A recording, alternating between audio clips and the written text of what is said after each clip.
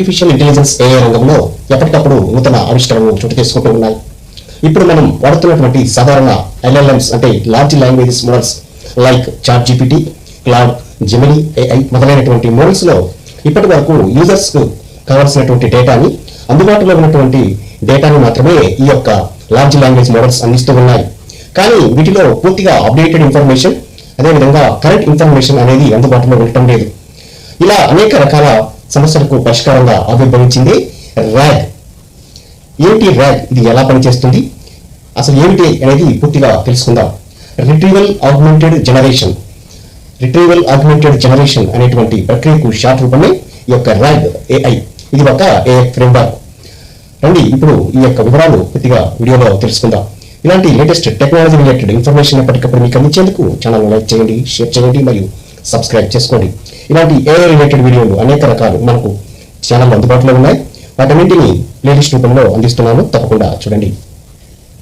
మొదటగా రిట్రీవల్ అంటే ఏంటో చూద్దాము. తన దగ్గర ఉన్నటువంటి డేటాను కాకుండా ఎక్స్టర్నల్ సైట్స్ నుండి అంటే ఎక్స్టర్నల్ వెబ్సైట్స్ లేదా వేరే డాక్యుమెంట్స్ ఇలా బయట నుంచి ఇన్ఫర్మేషన్ ను సేకరించి ఆయా లార్జ్ లాంగ్వేజ్ మోడల్స్ కు అందించే విధానాన్ని రిట్రీవల్ గా పిలుచుకుంటాము. ఇది మొదటి దశ.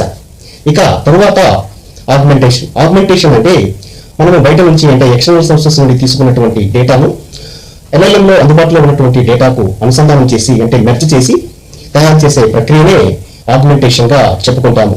ఇక చివరిగా జనరేషన్ అంటే ఈ పై రెండు ప్రక్రియల్లో మనం సేకరించినటువంటి సమాచారాన్ని పూర్తిగా ప్రాసెస్ చేసి ఒక పూర్తి స్థాయి ఇన్ఫర్మేషన్ ని జనరేట్ చేసే విధానాన్ని జనరేషన్ గా చెప్పుకుంటారు.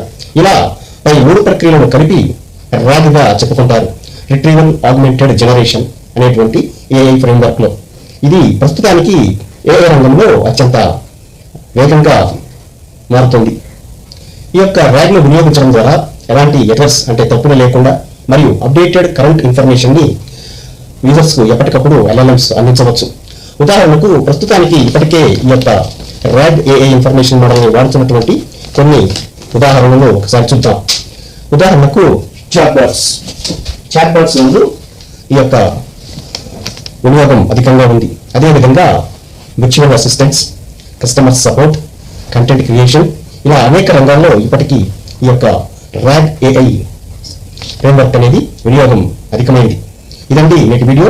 ఇలాంటి టెక్నాలజీ రిలేటెడ్ వీడియోలు ఎప్పటికప్పుడు మీకు అందించేందుకు ఛానల్ లైక్ చేయండి, షేర్ చేయండి మరియు సబ్స్క్రైబ్ చేసుకోండి. కంటెంట్ ను చివరి వరకు చూసి మీ యొక్క కామెంట్ ను తెలియపరచండి. Thank you.